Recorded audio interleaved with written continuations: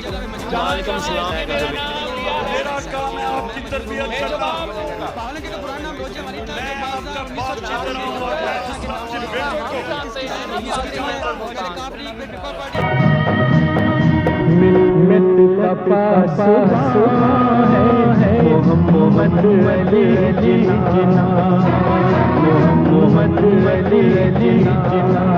تاجر قانون دان بن گیا۔ قطب نما نقشوں اور ستاروں کی مدد سے جہاز پر سمندر میں انگلستان کی طرف رواں دواں تھا، جس میں میرا بھائی اپنی نئی زندگی کے بحر بیکراں میں سفر پر ایک ایسے ملک میں جا رہا تھا جس سے وہ بالکل ناواقف تھا۔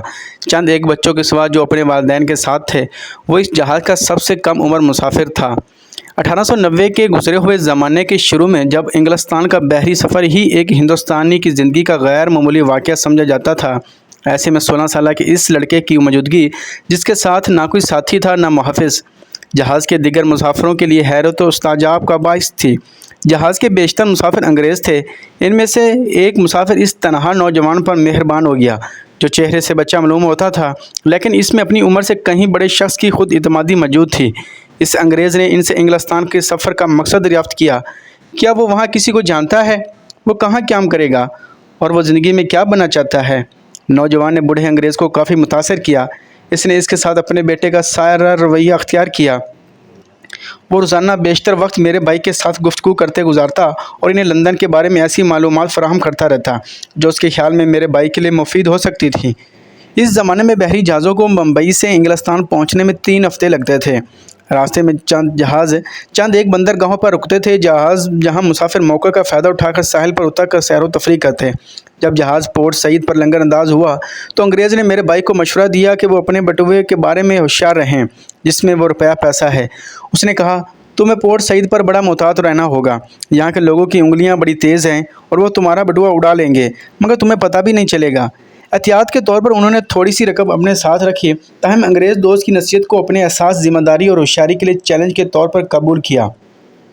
وہ پورٹ سعید کی گلیوں میں تنہا نکل کھڑے ہوئے، بظاہر لاپرواہ لیکن شعوری طور پر بہت چوکنے تھے اور ہر قدم احتیاط سے اٹھا رہے تھے۔ شام کو دیر سے جہاز پر واپس آ کر انہوں نے انگریز کو پورٹ سعید، اس کے لوگوں اور اس کے پربیج بازاروں کے بارے میں اپنے تاثرات بتاتے ہوئے ان الفاظ پر اپنی گفتگو ختم کی۔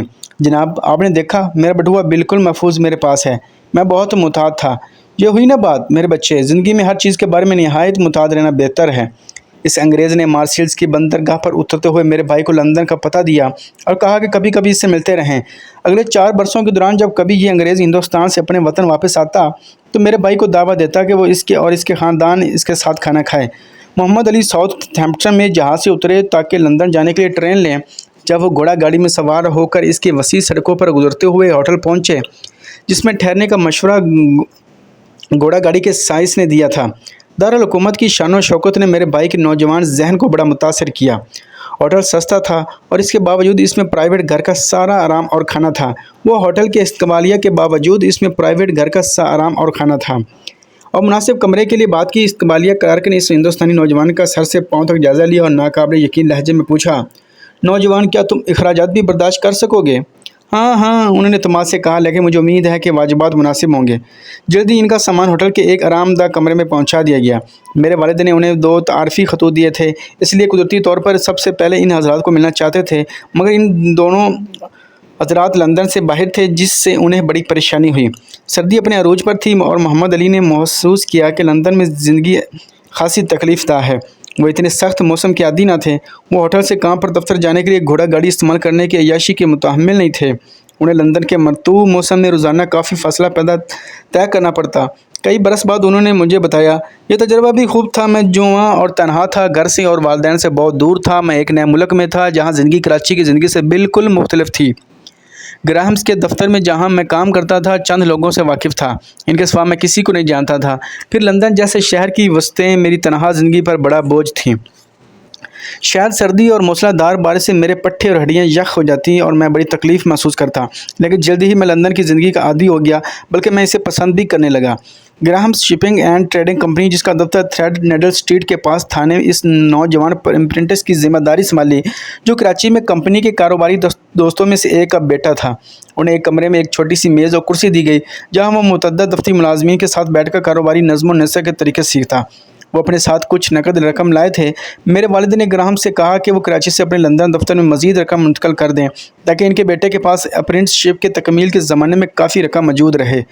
روپے پیسے کے معاملے میں احتیاط ان نہیں خاندانی ورثے میں ملی تھی، اس لیے میرے بھائی نے یہ رقم Royal Bank of Scotland Bishopsgate Street میں جمع کرا دی۔ انہوں نے جلد ہی محسوس کر لیا کہ انہیں لندن میں کم از کم 2 سال ٹھہرنا ہے، اس لیے ہوٹل میں قیام کرنا مالی لحاظ سے سستا نہیں رہے گا۔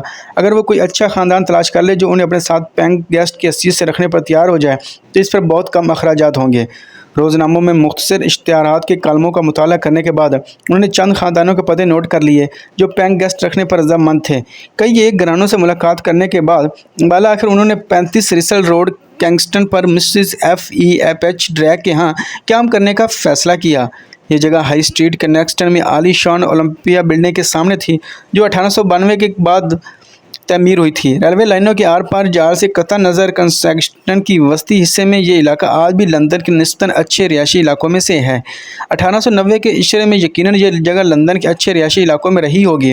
چند سال پہلے لندن کاؤنٹی کونسل نے اس بلڈنگ پر ایک یادگاری تختی نصب کرا دی ہے جس پر تحریر ہے: قائد اعظم محمد علی جناح بانی پاکستان نے 1895 میں یہاں قیام کیا۔ یہ وہ عہد تھا جب برطانوی لبرلزم آزاد خیالی کا جذبہ اس کے عوام کے ذہنوں پر گہرے اثرات مرتب کر رہا تھا۔ ان کا متجسس ذہن بھی اپنے قیام میں انگلستان سے فائدہ اٹھانا چاہتا تھا۔ صبح اٹھتے ہی انہوں نے توجہ سے اخبار پڑھنے کی مخصوص انگریزی عادت ڈالی اور ناشتہ ختم ہونے سے پہلے اخبار کا مطالعہ مکمل کر لیتے تھے۔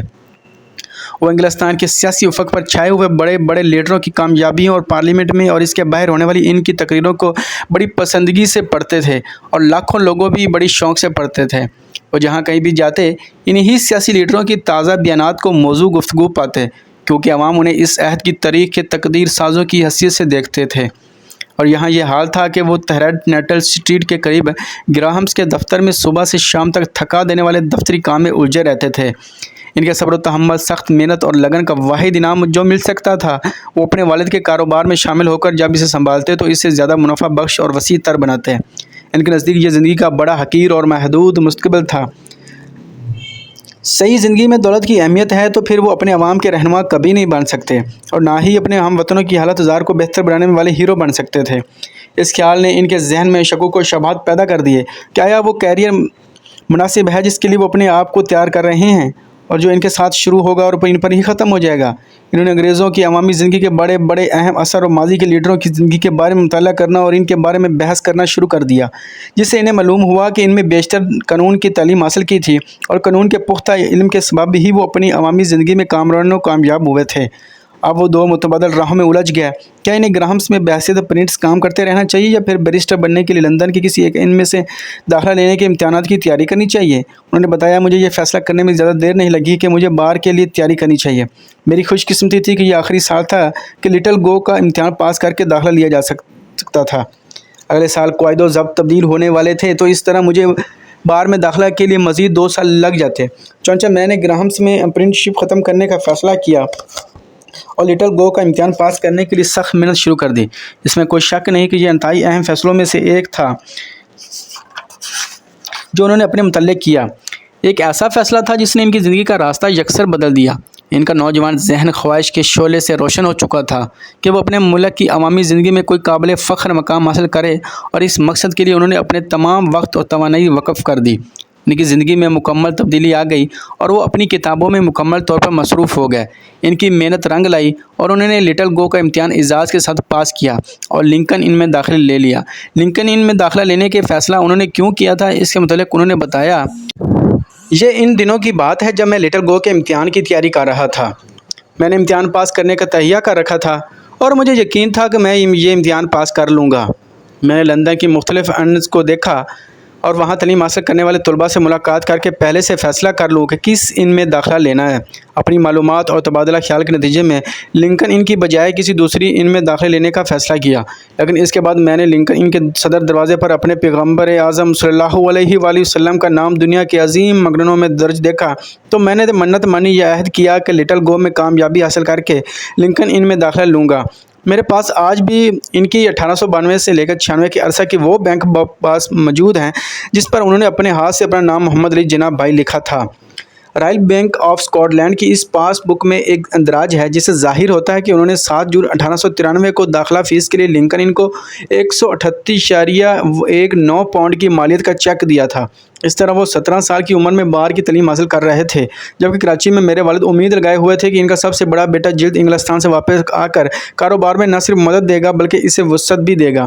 جب انہیں اپنے بیٹے کی طرف سے اطلاع ملی کہ انہوں نے لنکن ان میں داخلہ لے لیا ہے اور انہیں بریسٹر بننے میں 3 سال لگیں گے، تو میرے والد نے انہیں لکھا کہ اس غیر منافع بخش کام کو چھوڑ کر فوراً گھر آ جائیں۔ سخت الفاظ پر مبنی خط کے باوجود قائد نے ملتجانہ الفاظ اور لب و لہجے میں والد کو لکھا کہ اسے انگلستان میں ٹھہرنے کی اجازت دے دیں تاکہ باہر کے لیے اپنی تعلیم مکمل کر سکیں۔ انہوں نے یقین دلایا کہ وہ اپنے والد سے مزید رقم بھیجنے کا مطالبہ نہیں کریں گے کیونکہ وہ تعلیم کے دوران انگلستان میں کام بھی کریں گے اور اپنے اخراجات کو کم سے کم رکھیں گے تاکہ والد نے 2 سال کے لیے جو رقم دی تھی وہ 4 سال تک چل سکے۔ اگرچہ میرے والد اپنے خود سر بیٹے کے فیصلے سے خوش نہیں تھے، پھر بھی انہوں نے صورتحال سے سمجھوتہ کر لیا اور بہتری کی دعا کی اور امید رکھی۔ قائد کو کراچی سے انگلستان گئے ہوئے زیادہ عرصہ نہیں ہوا تھا کہ ان کی بیوی ایمی بائی کا انتقال ہو گیا۔ انہوں نے اپنے کم سن بیوی کے ساتھ زیادہ عرصہ نہیں گزارا تھا، اس سے انہوں نے والدین کے کہنے پر شادی کی تھی، اس لیے اس کی وفات کا انہیں زیادہ صدمہ نہیں ہوا تھا۔